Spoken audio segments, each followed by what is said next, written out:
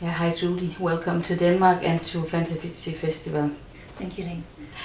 Um, when and why did you decide to become a writer? Well, I blame Star Wars.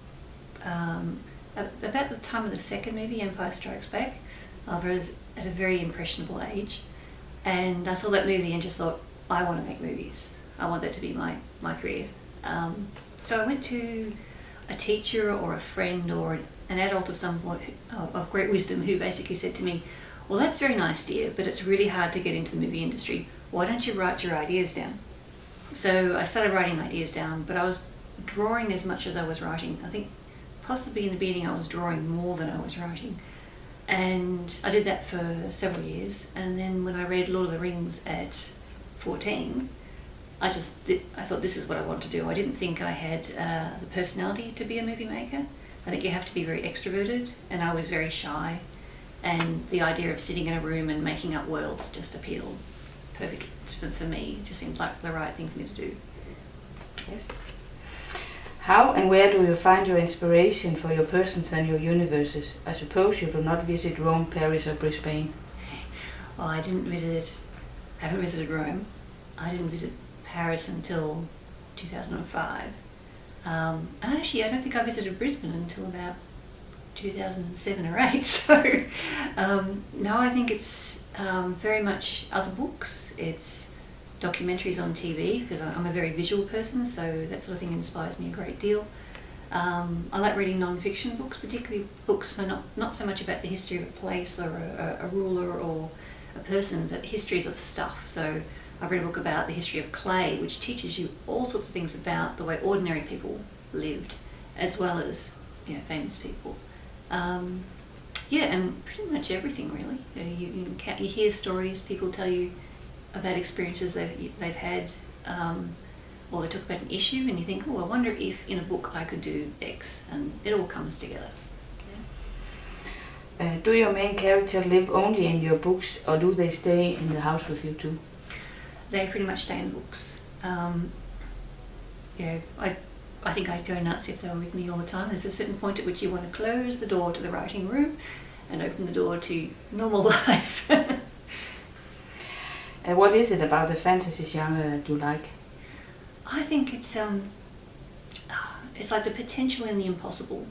If you put your mind into a situation which is fantastical, which is impossible, but then you put humans into that, and humans are somewhat predictable, complicated but predictable. It's fascinating to think, to follow that along and see what might happen.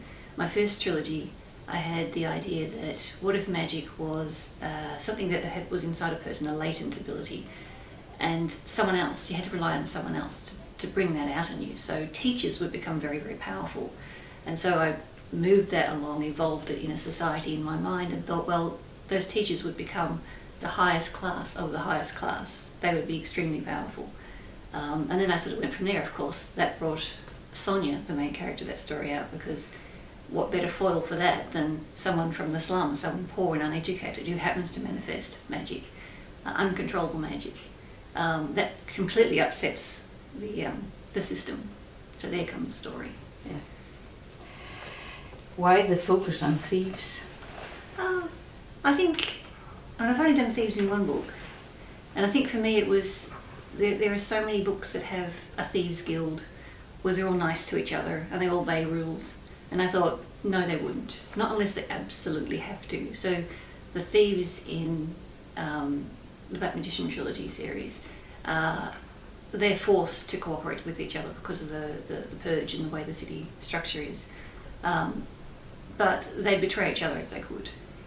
It's definitely not a cooperative system. So that was my take on that idea of thieves. Do you have a favorite author or a favorite book? No. I like so many authors. Yeah. It's like people say, what's your favorite colour? I cannot choose between the colours. I like them all. Yeah. I have many books and authors that I recommend to people. I tend to be a very disloyal reader. I read an author's first series and I might think they're the most fantastic author in the world while I'm reading that series. But I often don't get back to reading more of their books after I read their first series, because I want to know what the next person's doing, and I want to know what the next person's doing, and someone else comes along who's new and fresh, and I want to know what they're doing. I'm more interested in the great variety that you can get in fantasy than just following one particular author's work or style. Okay. Which of your own books or universes do you like most? Oh, that's a very hard one to answer. I think usually the one I'm working on at the time, because I'm all embroiled and I'm all inspired. Yeah. Is it ever difficult to keep your three universes apart? No, I don't think so. I think there's natural overlaps. I'm really interested in magic in particular. That's my thing. And so all three books, they have a unique magical system. In the first book, magic is something that's within people. In the second series, Age of the Five, magic is actually imbued in the world, and you take magic from the world. So every person has access to that magic, just some people can't access very much of it, some people can access a lot of it, and then you have animals and plants who can access magic as well. So that's a very different sort of magical system. And in my recent books, magic is in the world, or the worlds, because there's many, many worlds in this particular universe. But the way you access it is quite different to in the Age of the Five, so it's a very different sort of system. So yeah, there are overlaps in the consequences of magical systems, but in my head, it's the thing that I'm most interested in, so I have it all very neatly separated in what you can and can't do. Okay. Many books are being filmed these days. Would you like to have some of your big books made into movies? Yes and no. I mean, yes, it would be fabulous. When you write stories, you want to reach people.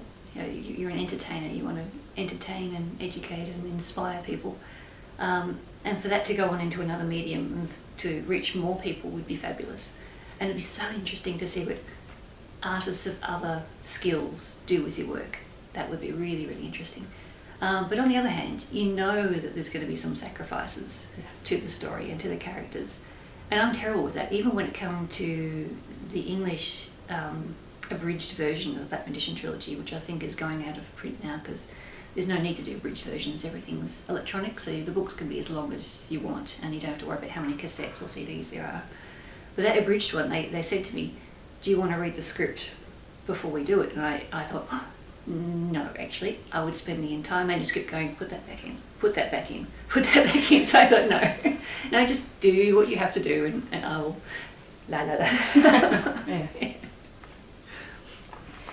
How does it feel to have fans in foreign countries? It's fabulous. My books have travelled far further into more exciting places than I ever have. I think that's just wonderful, and to reach other people. I think, you know, like I said, you're an entertainer and you want to reach people. And the fact that I've touched people all over the world who don't even speak my language is just amazing. It's fabulous. How do you like to meet the fans, home and abroad? I love to meet fans. Signing books, so I actually get to meet people individually, is my favourite thing to do. I think reading my own books aloud is my least favourite because I sit there and go, I want to fix that, I want to fix it. But actually meeting people is just wonderful.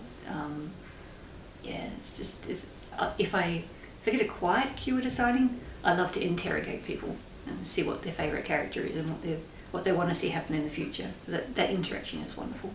Okay. It's your first time visiting Denmark. How was your stay so far? It's been great. We've had amazingly good weather. It's been sunny the whole time, though a little bit hot for me. It's not normal, I must say. It's not normal so hot. Yes, everyone's been saying that. And it's very strange because having come from Australia, where everyone associates Australia with hot weather, we come from Melbourne, and Melbourne at the moment is quite cold. And in fact, we're having record rain in Melbourne. So I've come from the non-cliche Melbourne, like non-cliche Australia, to the non-cliche Denmark. I was expecting that I'd get here and have to buy some woolens. You know? Yeah. I was expecting snow. It's very silly. I wasn't expecting snow, but you know, I expected it to be quite cold. Yes. So it normally is. I'm overwhelmed by how friendly everyone is. Everyone is so nice. You know, just people you bump into on the street. You know, the friendliness is comparable to the Canadians. The Canadians are also very, very polite and friendly as well, welcoming. I hope you will enjoy your stay and your stay at the Fantasy Festival as well. I'm really looking forward to it. Thank you very much. So are we. Thank you. Thank you.